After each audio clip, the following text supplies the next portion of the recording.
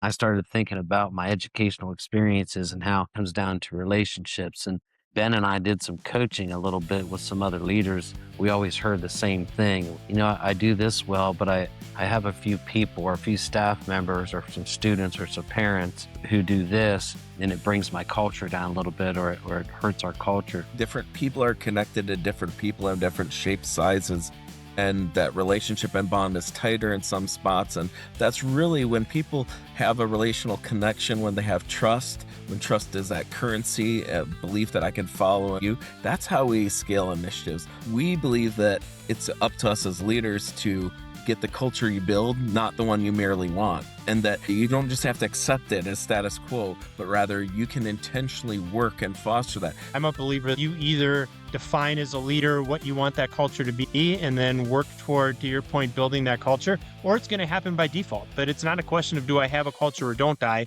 You do have a culture in your organization. The question is, are you actively managing and leading that culture? We're humans, right? And so much of our work is interdependent with one another. It's not done in isolation. And I really think that trust it's like that currency for a culture. If I trust you, I know that your word is gold and I'm going to be able to depend upon it.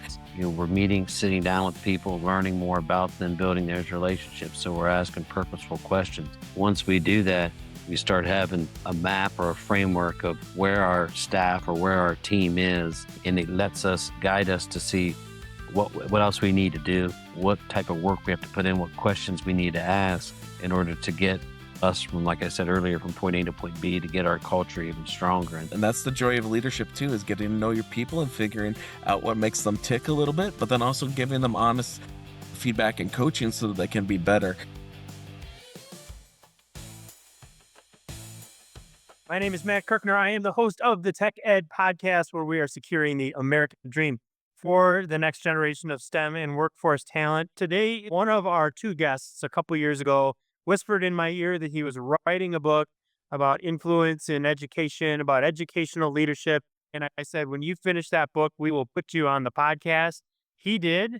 We are keeping that promise to my dear friend, Dr. Ben Johnson, who's the assistant superintendent for secondary schools in the Bismarck Public School District. Bismarck, of course, in the great state of North Dakota. And he is joined by his co-author of the book that we're going to talk about in just a moment.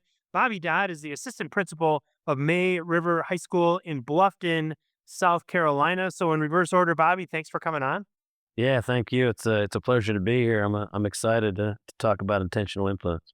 It's a phenomenal book. I've read it, and we're going to talk about it with you and with my dear friend, Ben Johnson. I can just tell you that the moment I met Ben, super like-minded. It's folks that listen to this podcast every week, and we have tons of them, know we're all about disrupting the educational model. I didn't have the most particularly glamorous or beautiful pathway through education. I made it through. I managed to get through what I needed to do to get into the workforce, but it was a rough path at many, many points in time.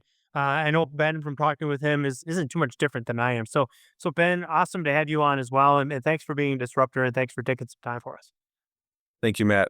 Pleasure always.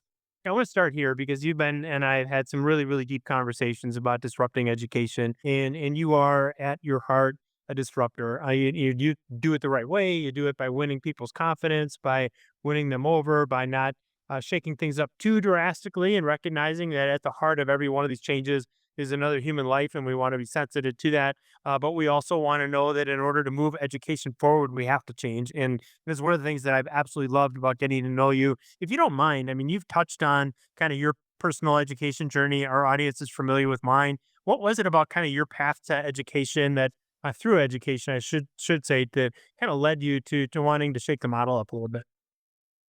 Yeah, so I mean, I did well at school, but I worked hard. I'm actually a high functioning dyslexic, and have some of those ADHD characteristics too. And so fit in the box, but didn't fit in the box, right? I learned to survive, and figure out how passion. I wanted to be able to extend that, and had influence on a lot of my friends actually. And it was seeing that same impact. Had great educators, had some that maybe didn't see my full potential at different stages along the way. And so, sometimes you want to be that change and impact that you wish to have experienced yourself, and be that educator that led me into teaching. When I was teaching, same thing, and students, gravitated to myself and to my content. But I think, ultimately, is the relationships, and then you also start to have that impact as a young educator on other colleagues in your department. And so I was starting to see some of that, and had a few experiences where a couple older veteran teachers tapped my shoulder and said, "You need to go into education administration." I was like, "No way!" And now I'm even in central office, to that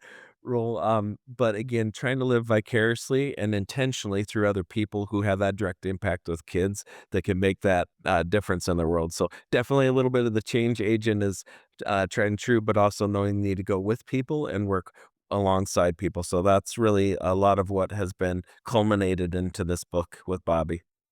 I love it. And as you and I have talked, and my brother won't mind me mentioning it, I have a brother who's dyslexic. I watched him. I mean, and this was back in the 70s where, we were really a long way from where we are even today in terms of being able to recognize different learning styles and different opportunities to put in front of people. He's now the CEO of the largest cheesecake company in the world, produces 80,000 cheesecakes every single day.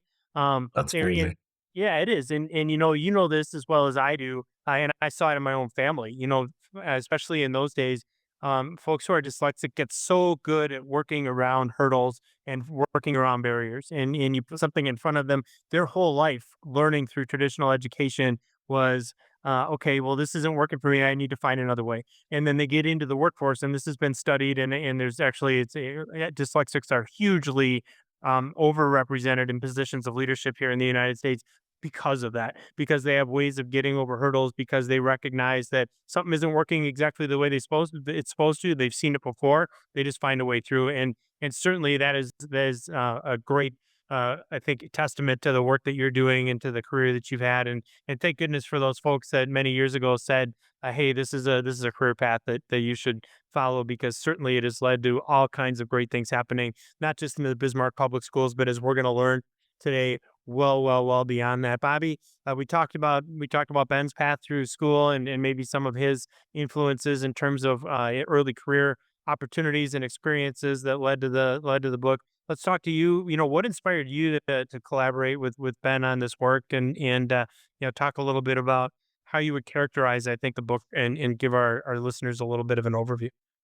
Yeah, so very similar educational path. I always tell kids that I work with, I think I was on academic probation every school that I was in except maybe one, and I have a law degree, so I struggled, but I was one of those people that it took me a while to process, took me a while to figure things out, and then I eventually did, and then also network with the right people at each place where I was, and so that kind of leads us to the book in itself, and I'll talk a little bit about it, then and kind of take it to Ben because I remember this day in Chicago that Ben and I were sitting on the river, beautiful day, sunny, uh, and Ben came to me and we were sitting down and we were talking about the book and about intentional influence, about the thoughts that he had behind the culture mapping framework. I'm not even sure we didn't have a name for it then, right, Ben? It was still just the framework. And so Ben started talking about it and I started thinking about my educational experiences and how everything. And then at that time, I was still, I was a leader in school, and so I was a principal at that time, and it all comes down to relationships. And Ben and I did some coaching a little bit with some other leaders around the country. And we always heard the same thing. It was always, well, I do this well, but I have a few people or a few staff members or some students or some parents who do this, and it brings my culture down a little bit, or it hurts our culture. And so Ben started telling me about the framework. I think we had some napkins out or some paper, and he started jotting some things around. And I'll slide it to Ben now because he knows how deep it affected both of us that day when he was talking to me about it. Yeah, I think that most leaders have experienced a time where you have resistance that's kind of creeping in, or you had momentum and things just start to stall. And what we really have looked at is that a lot of times everyone thinks it's through that Christmas tree, that typical hierarchy that, oh, I just say the orders and just follows on down. But the reality is that it's to that part about the dyslexic of seeing kind of that visual mapping that people, it's almost like a chemistry atom that's combined, right? Different people are connected to different people of different shapes, sizes, and that relationship and bond is tighter in some spots. And that's really when people have a relational connection, when they have trust, when trust is that currency, belief that I can follow you. That's how we scale initiatives. That's how we get people aligned to the belief of the mission and the vision of where we're headed. So we believe that it's up to us as leaders to get the culture you build, not the one you merely want. And that you don't just have to accept it as status quo, but rather you can intentionally work and foster that. But it's not going to always flow through you if you do it right. If you build the capacity in others so that you're going far together with a team that's aligned from yourself out to others and across the organization. So really then we started putting that and how does it become an ongoing process that you intentionally look at, create a map, and then use that to figure out what's my next steps? Where should I do the next work? And we'll go a lot deeper in terms of what that process is. I should mention to folks that we'll link the ability to order the book up into the show notes. So I've got it right here, by the way. So as soon as Ben texted me and said, "Hey, I finished the book," and it was literally like 15 seconds later, I was on Amazon. I had it ordered. It showed up 2 days later. I've read it, as I mentioned. Absolutely, absolutely terrific work. And I love the way that you guys center around culture. Let's talk about that a little bit. Even taking a half a step back, you get the culture you build, not just the culture you want. And even further back from that, I'm a believer that you either define as a leader what you want that culture to be and then work toward, to your point, building that culture, or it's going to happen by default. That it's not a question of do I have a culture or don't I? You do have a culture in your organization. The question is, are you actively managing and leading that culture? I always harken back to the work of Patrick Lencioni, who's a terrific author. What he says is that our culture is basically the answer to three questions: where are we going? Why do we exist? And what attitudes, beliefs, and behaviors are absolutely necessary to get us to our goals. And if you answer those three questions, that's really, some would call that a mission and a vision and core values, but it's really the answer to those three questions, at least as far as he's concerned. Let's talk about an educational institution. Now, I should point out that this book has awesome content for really anybody who's leading any organization. And so it's not just for educators. And I can tell you, as someone who runs and is involved with a lot of different businesses, there's great, great lessons in here for all walks of life, nonprofit, business, and education. But in as much as the two of you both hail from the world of education, maybe Bobby, a question for you. How would you kind of define or look at the culture of an educational institution, whether that's a high school, a school district, a university, a technical community college? Is that different than any other organization? And kind of what would you say is the building blocks of a culture of an organization like that? No, I don't think it's any different. I like what you just said. I think it's really about, what is reinforced, what's modeled, what's tolerated in the building or organization. And then you go and you look at, or do students, staff, do clients, does your organization, do the people in there feel safe? Do they feel valued? Do they feel challenged? I think you look at all those things, and Ben and I talk about this a lot with other people. That's the big part of intentional influence is it's built on relationships. And so those foundation pieces I just mentioned, they all start with relationships. So if somebody's going to feel safe, if they're going to feel challenged, if they're, what you're going to model, you want to do all those things. You got to get to know people. You got to build those relationships. So, in my perspective and my experience over the years, it's, your original question about, is it just schools or is it organizations? I mean, Ben and I talk about this all the time, even with teams or clubs. We look at it like intentional influence. This book can help a coach, it can help a general manager, it can help an athletic director because the core, the foundation piece is all built on relationships, and this gives you a framework to get from point A to point B. If you're wondering, well, how do I start? Where do I go? Intentional influence has the framework for you to do that. Perfect. And one of the things that you mentioned, it echoes one of my really, really key beliefs about leadership, Bobby. You mentioned modeling the right behaviors, and then it comes down to kind of what you tolerate, if you will. My kind of three-legged stool behind leadership is, leaders get the behaviors they exhibit, expect, and tolerate. you can ask somebody to do something you're not willing to do yourself, and that's not modeling the right behavior. That is, do as I say, not as I do. It'll work for a while, but it doesn't work permanently.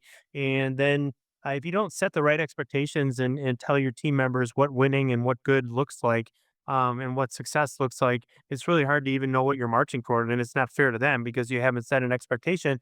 And then if you have team members for whom you're modeling the right behaviors, for whom you have set the right expectations, who for whatever reason aren't meeting those expectations, maybe because of something they're doing, maybe because of something you're doing, tolerating anything less than meeting expectations is a really, a common downfall of leaders. I think a lot of times, especially early in their career, when they may not be used to holding people to account or looking somebody in the eye and say, "Hey, we need to do better here."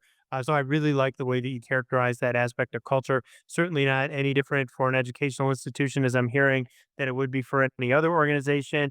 Ben, Bobby mentioned relationships. You mentioned all three of the tenets of the book, that you're building culture not just through those relationships, which Bobby mentioned, but also through trust and influence.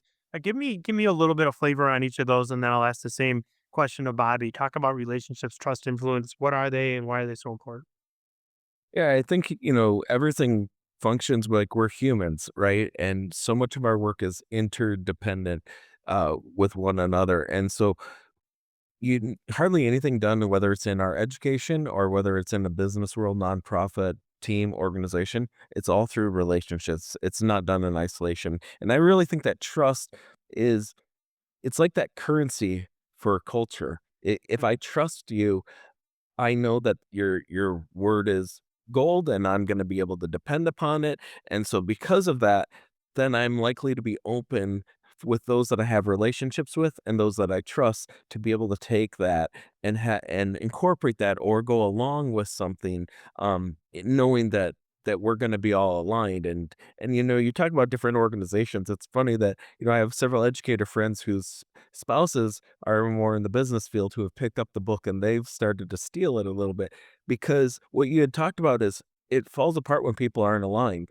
But what Bobby and I think really have tried to outline here is most people stop at that or they see it in isolation. They're not trying to map out a team, a department, or the entire organization to see, okay, who's really on board and where are they at? And if I know who's on board, I can start to figure out where can I build capacity to help them start influencing to get greater alignment within the organization, within other fellow members. So trust is the currency of culture. I don't think I've ever heard that. I'll give you credit a few times. I'm just gonna flat out steal it. That's really good. And you talk about being genuine and being, almost vulnerable sometimes as a leader, being open, and that's really important. In fact, as recently as this morning, I had a moment in a meeting with a bunch of the leaders of one of our companies where I had dropped the ball on something. I was just like, "Look, I'm not going to make any excuse for that. I screwed that up. I should have done something that I didn't. Wasn't on purpose. I own it. We're going to move on." But that vulnerability as a leader is something that, frankly, I've had to work on over time because you kind of think about leaders as being infallible, and they're not infallible, and everybody knows you're not infallible. You need to probably be on your game as much, if not ever more than everybody else. But it doesn't mean that you're not going to make mistakes, and you just need to own those mistakes when you make them. I think that's one of the key aspects of leadership. Another one that I want to touch on next here. I've got a good friend by the name of Chuck Zamora. Chuck was born in the U.S. in California, lived most of his professional career in Australia, became a really well-known business consultant, organizational consultant in Australia. For some personal reasons, came back to the U.S. about a decade and a half ago, maybe a little bit more. He always talks about personal power versus positional power. And, I think early in our careers, I can tell you I was like this. Like, well, my title is, head lifeguard or director or vice president or president or CEO. You need to listen to me because I've had this title conferred on me, and I learned over the course of time that that's not what leadership is. If anything, that is the result of being a good leader, being a good partner, and that positional power. There again, people will do enough not to get fired if you've got a bigger title than they do. But they're not. I guess I'm stealing that one from Office Space, by the way, is a great movie. But the do just enough to get fired, not to get fired. But if you're the type of person that recognizes that personal power and going back to those relationships is way, way, way more important than positional power, way more important than your position on that Christmas tree that you referenced a moment ago. I think it's another thing that really screams through this work that you two have put together. So talk about that. Bobby, if you don't mind, in terms of, is that what I'm kind of explaining, that it's the person you are versus the title you have? That's really important when you go into in your book, the difference between influence and authority. Yeah, so that's the part I like about what Ben was just talking about. You have relationships, and then you have the trust aspect to it, and then you have influence, and so you build those relationships, and that's the one-on-one meetings or getting to know people. That's what creates that trust, and then that influence is going to come from the people that are trusting you. And so when we start talking about authority, those positional power positions, is anyone can influence it's not, and so that's the great thing about the book is when you look at it, you look at the framework that's set up, you're getting to know people more. And Ben has a great example talk about a mountain biking, and so you have a staff member or maybe somebody on your team that mountain bikes, and then they can connect with someone else that could mountain bike as well, or they have a passion for mountain biking, and you start getting that influence, and it doesn't matter what position they're in. And so that's the great part about the framework that's set up is we don't look at it as, well, you're the principal and he's the assistant principal and you're a teacher. There's no like, well, I'm just this. It's utilize that influence because it's about networking and relationships. And so that's what's building a great culture. It's kind of like you were saying, it's everybody feels it. And so that's where the trust is developed and then the influence goes from there. First, I guess I'll say as a quick aside, to our producer Melissa Martin, don't worry. She's anytime somebody brings up cycling or biking, she's worried that I'm going to go down the mountain biking or the cycling or the cyclocross rabbit hole. We'll save that one for That's Jason probably where Gale Ben as we got it turn on. from, man. Yeah, right, probably. But yeah, that's a great example. You have somebody that has an interest or has something that they can make a personal connection on, and leveraging that to be able to build those relationships is a super example, Bobby. So we'll stay out of the mountain biking conversation and keep it focused on culture and influence and education. But I want to touch on another aspect of the book, and you go into, Ben, this whole idea of compliance versus. And I was in a meeting within the last month, and one of the senior leaders of the organization that I was working with talked about culture versus compliance. And they're like, we can run around with a bunch of rules. And in this case, it was a manufacturing company. We can have a bunch of rules. We can have a bunch of expectations. We can have a bunch of metrics, and that's fine. And you can expect people to comply with certain aspects and work instructions and whatever of their role. And to some degree, we need some of that. But that certainly is no replacement for building the right behaviors into the right culture and having people do things not because they're afraid they're going to get in trouble, but because you've embedded those ideas so deeply into the culture of your organization that they just kind of do it on autopilot. You have this whole idea of compliance versus commitment in the book, and it felt about the same to me. But maybe talk a little bit about, are we on the same track there, and how might that look in an educational environment as opposed to a manufacturing environment? Yeah, I think you're absolutely right. Compliance is simply following those rules. Compliance gets tasks done, but commitment aligns the heart and the minds of the people that you're wanting to lead. And I think that's the difference is if people are truly committed, that means they're now aligned with the leader. And that's where we talk about some spheres of influence. Like, do we all know where we're headed and are we aligned to that work? Do we have like this, I believe? And so that's part of the exercise I have people do. I think whether you're in education or not, it's like, this is what I believe in are non-negotiables for me in my world, how I view education, how I view students, right? So same, I think can play out in, how you view customers, how you view interaction with one another, whether it's nonprofits, et cetera. It's what do you stand for? But does everyone truly believe that? And what does that look like? So once I think you get people to be able to understand that they're truly buy in, not just buy in, but they've been part of helping craft and say that this is where we're headed, that's the catalyst for change. That's what's going to make sure that the improvement lasts. I just finished a book in the fourth quarter of last year called "Becoming Supernatural" by Dr. Joe Dispenza. I don't know if either one of you have read it. There's some weird stuff in it too, so there's some stuff that can scare you away a little bit. But there's a lot of really good information about aligning the heart and the mind. And as you were talking about that, it really kind of went right back to that book for me, Ben. Is this whole idea that I think a lot of times we don't recognize how in this case it's actually the electromagnetic activity of your heart and that alignment with your brain says a lot about who you are, whether or not you're committed, whether or not you're doing things for the right reason, and you want those to be aligned. And that's exactly what you're talking about. That if you have an individual whose mind and their heart and your organization is aligned, then we're going to have somebody who's committed to what they're doing.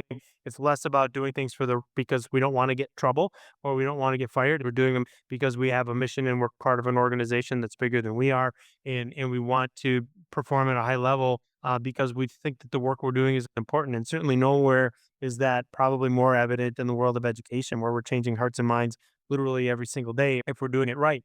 So, thinking about aligning hearts and minds, and the two of you are doing exactly that while you're sitting next to this river in Chicago some time ago and kind of dreaming and talking about what this book could be all about. And you come up with this idea that didn't have a name yet, but it's what became cultural mapping.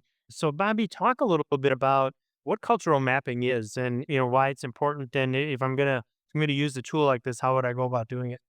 Yeah, so we've been talking about relationships, and so I think it's something that the mapping itself is it gives you a framework. And when I say you, your team, or you give your department leaders, it gives them a framework to follow. And so what it really is we're meeting, sitting down with people, learning more about them, building those relationships. So we're asking purposeful questions. Once we do that, we start having a map or a framework of where our staff or where our team is.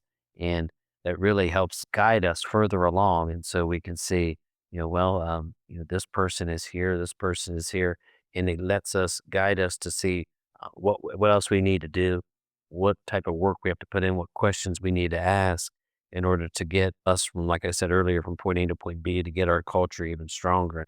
When we used to coach, we coach leaders, they're always worried about those resistors or the people that, well, they're, I don't know why they're upset or I don't know why they're angry, but they're affecting the culture itself. And so sometimes people say, well, move away from those and really focus on your strong people. And so Ben and I believe that if you learn more about those individuals and figure out, what's bothering them and ask the specific questions and right questions and get them connected with the right people on your staff and on your team, slowly there can be change. So we'll never sit and tell somebody, hey, cultural mapping, you do it within the first semester, or you do it in the first quarter of your business, everything is going to change. It's like any process in life, it takes time. But at least now people have a framework, because Ben and I would sit and we'd work with people and they just didn't know what to do. And that's the beauty of the whole thing is Ben said, well, I have this idea. And then myself being a leader at the time, I started using it and I just saw it change right before my eyes. The things I was doing, even the little things like 15-minute meetings with staff members and asking them specific questions. I was figuring out on my team and in my building who the influencers were and how they could influence other people, whether they were a resistor or they were one of my leaders. And so I think that's kind of cultural mapping in a nutshell. It's really building those relationships and helping move your culture, but giving you a framework as well to do it.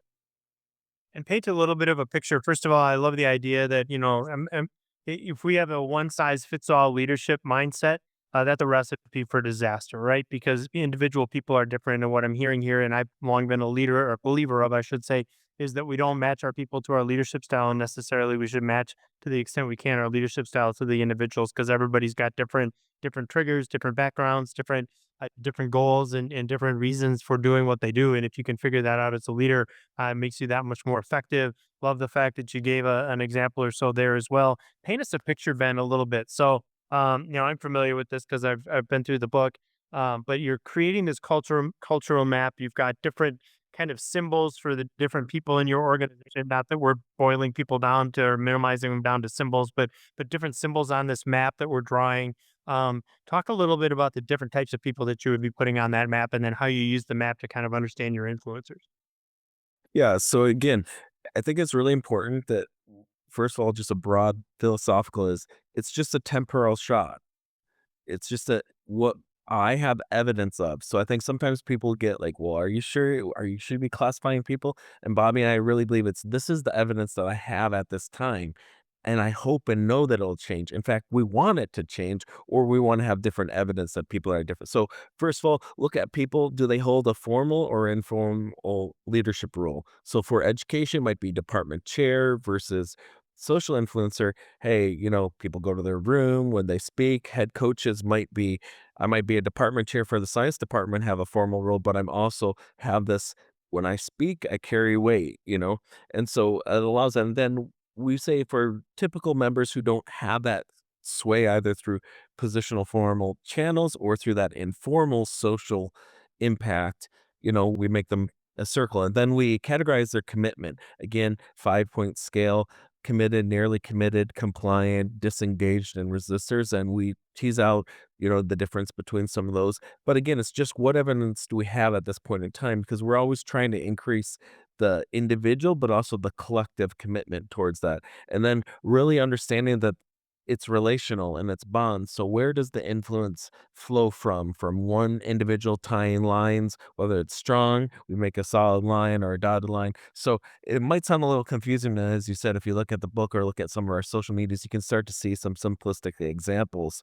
But again, it just starts to give you now a visual. It helps make the invisible of that network visible. And now with creating a map, I now have a key. I can start to think about where is that flowing? Where might I want to put my time and attention and intentionally invest to increase it? Then, of course, we have activities that we do that we outline in the book, as well as with some of the coaching and workshop type things that we do with people, where we work them through reflection and planning based upon their map and based upon what they know of their people to try to drive change over time across an organization.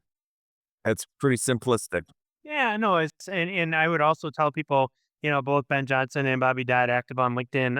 I've seen you posting a ton, so I track them down and follow them if you're interested as well, on social, because there are a lot of great examples of what we're talking about here, and it really creates kind of a roadmap for interpersonal relationships in the organization, and then as we're trying to drive change, understand who the individuals in the organization are that can be catalysts for that change, that can be supporters. Obviously, just because someone's an influencer doesn't mean that's a good thing, right? Because if they're influencing their teammates on the bad for bad reasons, or they're not committed, but they're an influencer, that can be an issue as well. But identifying who has influence with the Absolutely. organization, who's committed, and then leveraging those people. And then, can you change people over time? I mean, if you have somebody that isn't committed, if you have somebody who's disengaged, if you have somebody that is maybe an influencer, but not necessarily for the right behaviors, is that a lost cause, or will they change over time, Bobby? No, definitely not a lost cause. So that's the beauty of this whole thing. I even have an example of, like, I had a teacher at one point, and I had to have him go do a different responsibility teaching wise, and so he was very disgruntled, very angry. But then over time, as I got to know him, got to meet with him on a regular basis, got to listen to some of his concerns and things that upset him. Over time, I still remember this. I met with him one day. I used to do quarterly meetings with staff members, and as I was leaving, he said, "Hey, thanks." And I said, this was a year later. I said, "Thanks for what?" He's like, "Well, I you were right. And so as you got to know me a little bit more, I needed to be in a different space, and I'm in this space and I'm enjoying myself." And I walk out of the room. I said, "Oh, it's okay. I'm glad you're in a good space." You walk out, and as a leader, we usually just leave and go and walk on to our next thing on our list. But I stood back and thought about it, and I thought about all the steps that I went through, and it was really with cultural mapping. And so I saw that change, right? And so he went from a person that was a big time resistor, started really carrying the banner, as Jimmy Cassis would say, for us, for our team, for even the administration, who he was completely against. And so that is an example of, like, I think traditionally we look and say, well, that person, they're very upset. They don't want to be here. They have 12 more years to retirement. I don't know what we're going to do. And really, I look at it like, well, let's just sit down and do really a root cause of analysis of where they are. You're not going to figure out what's wrong with them or where they are unless you meet with them, unless you try to build a relationship with them. And sometimes I know traditionally we think as leaders, like, well, if that person's that way and they're not one of my cheerleaders, I don't know if I can do it. And as a leader, you have to have thick skin. If you are going to do intentional influence, if you are going to read it and believe it and do cultural mapping, you have to have an open mind and you got to have thick skin, because you're going to hear some things sometimes that aren't, not what you want to hear. But you always have to remember in the back of your mind, I want to make a change. I want to have a better organization. I want to make this better for my clients, for my students, for my staff. These are the things I need to do. So I would say absolutely not when somebody's in that spot. There's always room for change, but it's a lot of work. It's on us as leaders to invest in them and try to make it happen. Because at the end of the day, if you're going to look in the mirror and say, "Hey, that staff member or the people on my team that are resistors, what am I doing to make that change?" Because it's easy just to say, I'm going to silo them off to the side here. Then I'm going to go work with the people who are my cheerleaders who are already carrying the banner. That's not going to work. It's like we talked about earlier. It may work for a short time, but if you want commitment and you want to work over the long haul, you're going to have to invest. No question you're going to have to invest. As you're walking through that story, Bobby, a personal experience of mine comes to mind. And I'm really kind of slotting this experience into the framework that you're talking about here and some of the definitions that you've got. This goes back quite a number of years. There's a manufacturing company that I was running in the early zeros, and we had a gentleman who was an officer in the union, right? So we had a union in that company. He was one of the four top officers in the union. Forget exactly what position he was in. His name was Jesus. He was an influencer, right? You don't get to be the president of your union unless you have influence over your fellow coworkers, your fellow employees. He was not committed to our cause, at least. At one point, we were in the middle of a union negotiation. We had some pretty strict rules about what you could and couldn't do when we were negotiating and so on. One of the rules that we had was you couldn't disrupt the shop floor. This guy was out on the shop floor one time blowing a whistle and trying to get attention. And there's some challenges with that relative to safety and decorum and customer visits and all this other kind of stuff. And so I just told him, look, you can't do that. There's certain things you can do, but you can't stand out on my shop floor and blow a whistle. And he said, okay. And I turned my back on him. And what was the first thing he did when I turned my back on him after he said he wouldn't blow the whistle? What did he do? Everybody knows he blew the whistle, right? Yeah, I knew he was going to blow the whistle. He knew he was going to blow the whistle, and I had to walk him out of the building and said, I suspended him for a few days. Fast forward 5 or 6 years, we had built a relationship with each other. I got to know him. He'd come to the Christmas parties. I got to know his kids, got to know his family, gave him some increasing responsibilities. Kind of a long story of what happened with that union, but over the course of time, he became a leader in that company. So he was somebody and totally committed and totally serious about quality and productivity and yield and everything. And he was an influencer before and he was an influencer after. He just got to a point where he was influencing the right behaviors, at least the behaviors we thought were the right ones and that he agreed were the right ones. He came to me about a year after I left that company. We ran into each other at a social event, and literally had a tear running down his face and said, "Thank you so much for what you did for me and for my family." And he was somebody that you could easily have plugged into your culture map and understood exactly where he fit, that he wasn't particularly committed, that he was disengaged, that he was an influencer, and that we together, because it was the kind of stuff you're talking about, Bobby. It wasn't me telling him what he needed to do. It was listening, understanding, trying to figure out where he was coming from, finding some common ground. Probably went on too long with that story, but I absolutely love that story, and I love it because it perfectly fits into what you're talking about here and how our greatest detractors in some cases can become our greatest advocates. And I know that's you're big believers in that as well. Ben, what's an energy vampire? Tell me about that. I read about that in the book. Yeah. So, Matt, I think John Gordon probably gets credit for that, but at the time, I heard it from a teacher who was describing another teacher, and they're like, Okay. "She's just like an energy vampire." She said, I'm like, "What?" She's like, "It's like she sucks the life out of you. You're just like drained and feel like there's no hope or like things are just so terrible." And so, like you talked about, people can influence others, and that is not always in a positive direction either. And again, that's why I think your stories and Bobby and I had those examples too of where disengaged people can come back. There's a comeback story yet to be written, I believe, for everyone.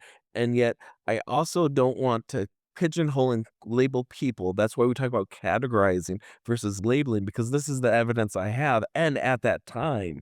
But there might be personal or other struggles going on that are affecting people's personal life. So if someone's an energy vampire, Again, doesn't mean that they have to always be there, but sometimes maybe no one's talked about the influence that they have.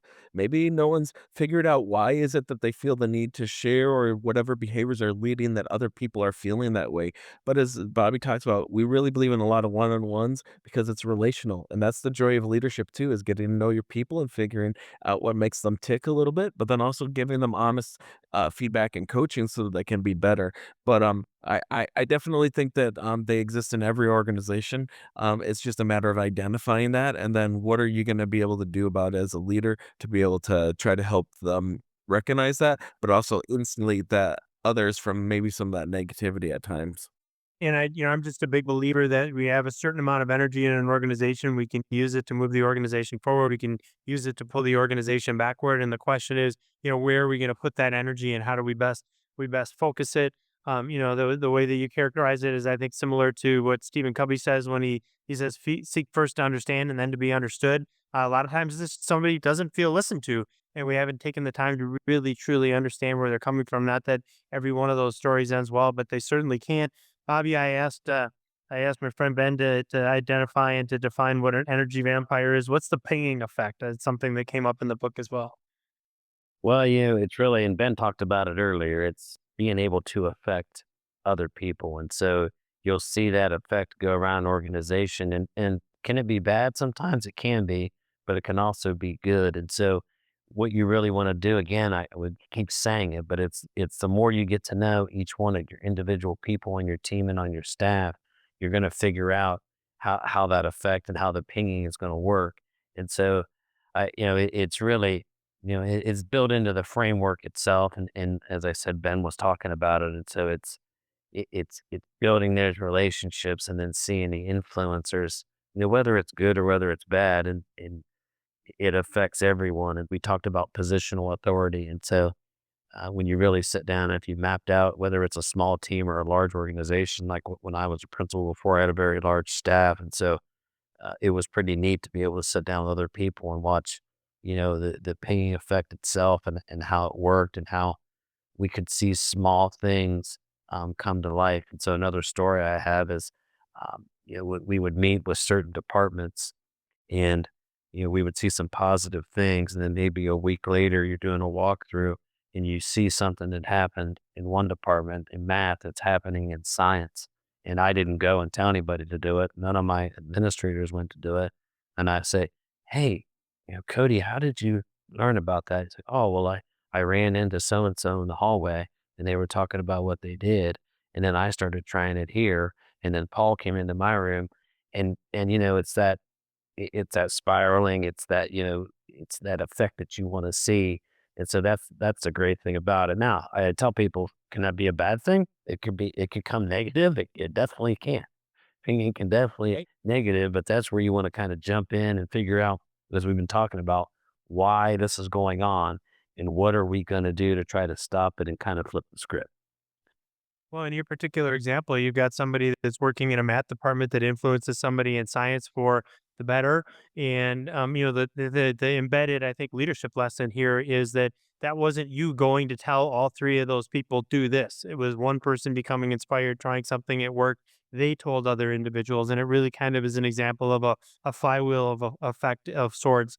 In any institution where you get some of that positivity, and you get people doing things for the right reasons and the right influencers influencing the right people, and you can create incredible change in an organization without you being the person at the top of the Christmas tree directing the whole thing to happen, because you built that kind of behavior into your culture. That's a great story, Bobby. Ben, do you have one, just a specific story to share where this has worked really well for you? Yeah, I think that that's where sometimes I've seen the disengaged come back to life again, right? Because they see it happening through a few other colleagues, and then that they're seeing that synergy and that energy, and then they start to maybe ante up again and come back into it. And so I've seen that, one of the stories I talked about with Larry, he's like, "Hey, I don't want to waste my hope one last time," because he kind of been shut down for a while, but he saw what was happening with others. And because of that, it made it more acceptable. and felt like there was hope that I could try to do this again. And so he helped create an amazing humanities curriculum, and ideas that he had did back in the 80s came to life in the 2000s, because he had colleagues that he could build ideas off of one another. And then that just started to affect others. And that's where we talk about those spheres and those ripple effects, end up flowing across the system that you don't always see. You don't always know the math teacher is connected with the science teacher. When you start mapping out what do you know about people, whether it's the mountain biking example Bobby alluded to, or you realize, hey, these two people actually were roommates back in undergrad. Like a lot of that starts to come forth, and you don't realize those things until you start to have those deep conversations. So that's where there's just some work that we try to help coach people, which might seem natural to some, but for some young leaders, especially in education, a lot of people are accelerated into those leadership roles, and they just haven't maybe had as much seasoning, and it just doesn't come as natural. Well, here are some deliberate steps that you can try to do, or through the coaching that we've done, where we just try to share, hey, try to do these things. What do you know about your people? Know what connections you have? Do they know that they know this about each other? And so that's been really amazing. I scale a lot of initiatives, not just culture. So we talk about using this to scale initiatives. That's where in your world of business, I think a lot of this could be not just about alignment to culture, but how do you scale practices that you want? And I saw some amazing work because I had influencers and people that were connected in different social pockets stand up and say, this is good and this is why it's effective, and now go talk to two or three people and see. And had a lot of volunteers to come join, and that's where we create some awesome momentum. No question, you've got tremendous momentum with the book, and it's just it's been absolutely amazing. It was an absolutely amazing read. We'll give the information on the book one last time here before we close up shop. Before we do that, I did get to we asked two questions of every single guest here on the Tech Ed podcast, gentlemen. I kind of posed the first one, which is based on your own personal education journey. What's something you believe about education that would surprise others? We kind of hit on that in the outset, right? Because we talked about your education journeys, and I think the work that you've done in the book is probably a fitting answer to that. I want to ask one other question of each of you. We'll start with Bobby, and then I'll go to bed. This is a question we ask every single guest here on the Tech Ed podcast, and that is if you could go back in time, Bobby, to that 15-year-old sophomore in high school, Bobby Dodd, and give that young man one piece of advice, what would it be? I like that question. And I really think it's explore more opportunities. And what I mean by that is I was one of those people, I was raised in a family. And again, it was a great family, but it was you go to high school and then you go to college and then you go and get a master's degree or you go and get a job. And then that's how you march through life. And so I think back to my 15-year-old self. Um, one of the places where I spend the most time right now is an auto tech shop at the high school because I see the students in there, I see the teacher, I see the hands-on activities. And so I would tell my 15-year-old self, explore opportunities, be open to learning about different things, be that person that maybe you have five brothers and sisters and they all did the same thing. Maybe you're that person that steps away and tries something different. As I think about it, college is always there, right? I have a daughter that's, she took a different path than the rest of us. And so I would tell my 15-year-old self that explore all opportunities. I love it. Explore all opportunities. We've explored some great opportunities with you, Bobby Dodd. And Ben, same question to you. That 15-year-old young man going through his education journey we talked about before, sophomore in high school, give him one piece of advice. I think that there's just the sense of feeling that there's more that connects us than you always realize. I was going through an airport the other day, and it's like saw someone. It's like they needed a napkin. I had an extra napkin. That little act of kindness, just saw those little opportunities to like whether you call it the butterfly effect, and it's kind of similar like this with ripples, be a positive sense of for other people, and model what you want to see in others. And I think that I really have faith as part of my life, and so I think there's a huge foundation for that within my family, and being intentional about building that to have kind of what I call a rightly ordered life. And it's more aspirational and a call to be grounded in that than necessarily that I'm living that perfectly, right? And so Absolutely. just giving that permission to go back and be like, what do you want to be first and foremost, and forgive yourself and keep moving forward. You can always be a better version of yourself today and tomorrow and the next day. We can always do better. I like that idea of lifelong learning, lifelong continuous improvement. That is what it is all about. You never know when the connections and the influences and the way that you're coming across to other people, be it positive or otherwise, has an effect on them. Huge believer in the butterfly effect. It's a great answer from Ben as well. Also, a huge believer in the work that you did with intentional influence. We'll hold the book up one more time. It is a phenomenal book. It will be linked in the show notes. Harnessing Cultural Mapping to Build Commitment. It's been an honor and a pleasure to have that. Great works. Two authors, Dr. Ben Johnson and Mr. Bobby Dodd, Esquire, join us on this episode of the Tech Ed Podcast. Pick up the book. It is outstanding. A couple things. We're going to put all that information in the show notes. We'll put those at techedpodcast.com/influence, techedpodcast.com/influence. If you're looking for influence, check out these two gentlemen on social media. I see Ben's stuff in particular all over LinkedIn. You'll find the Tech Ed Podcast on LinkedIn as well. We are on LinkedIn. We're on Facebook. We are on Instagram. We're on YouTube. We have an incredibly hot YouTube channel at the moment. You can also find us on TikTok, wherever you go for your social media. Say hello when you're there, and we would love to hear from you. We'd also love to see you again next week on the Tech Ed Podcast. Until then, my name is Matt Kirkner. I am your host. We'll see you next week.